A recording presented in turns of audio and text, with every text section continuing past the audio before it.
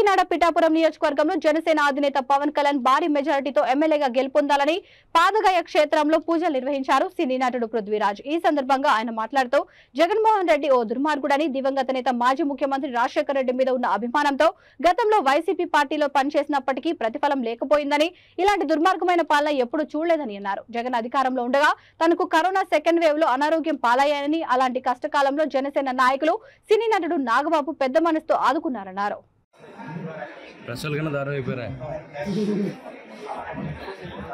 Allegation వేసి చేసి నా కుటుంబం ఎంత బాధపడి ఉంటుంది, నా సన్నిహితులు ఎంత బాధపడి ఉంటారు, నా కోసం క్యారెక్టర్లు రాసిన రైటర్స్, డైరెక్టర్స్, ప్రొడ్యూసర్స్ ఎంత బాధపడి ఉంటారు. మాకు తెలుసు పృథ్వీరాజ్ అంటే అనేది. దరిద్రమైన రాజకీయాల్లోకి వెళ్ళటం అనేది వచ్చింది.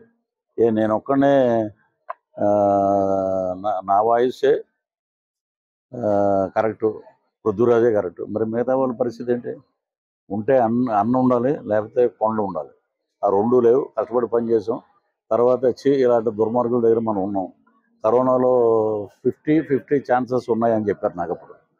ఆ టైంలో మెగా ఫ్యామిలీ, మెగా కుటుంబం నుంచి నాగబాబు గారు నాకు ఫోన్ చేసి ఇమీడియట్గా నాకు బెడ్ ఇప్పించి దగ్గర బోల్డన్ని లక్షలు ఖర్చు పెట్టి పునర్జన్మనిచ్చారు. వెంకటేశ్వర స్వామికి, అలాగే లక్ష్మీ నరసింహస్వామికి, మెగా ఫ్యామిలీకి. ఇప్పుడు వచ్చిన శ్రీపాద వల్లభ ఆ స్వామి ఆశీస్సులు ఉండబట్టే మళ్ళీ బతికాం. అది ఈ బ్రతుక్కి ఒక సార్థకం ఉంది. కాబట్టి ఎవరో కోసం మనం మైకి పట్టుకోవాల్సిన అవసరం లేదు. మన కుటుంబం కోసం మైకి పట్టుకుందాం, మనకి జన్మనిచ్చిన వాళ్ళ కోసం మైకి పట్టుకుందాం.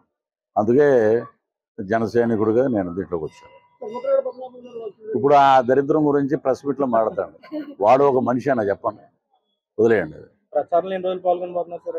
ప్రచారం ఆల్రెడీ మేము 10 రోజులు అయిపోయిందంటే ఇప్పుడు నిన్న 17 ర్యాలీ జరిగింది. నిన్న సాయంత్రం 6 గంటలకు వచ్చాము.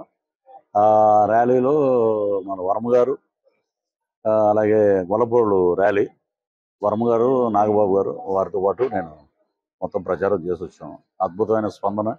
ప్రజలు ఒకటే అనుకుంటున్నారు, ఎందుకంటే వీళ్ళు ఎన్ని రకాలుగా మాట్లాడడం. నాకు ఒకటే చెప్తానండి, ఇప్పుడు ఇక్కడ పనిచేసే ఎవరైనా సరే, మీరు కానీ నేను కానీ, నాకు నెల అయితే నేను చేసిన శాలరీ నాకు టెన్షన్గా వస్తుందని ఒక నమ్మకం మీరు. నేను మంచి పనులు చేస్తే నాకు మళ్ళీ ఓటేస్తారని. అలాగా మరి రాజశేఖర రెడ్డి గారు వితౌట్ మేనిఫెస్టో అప్పుడు తిరిగి మళ్ళీ రెండోసారి అయ్యాడు ఆయన.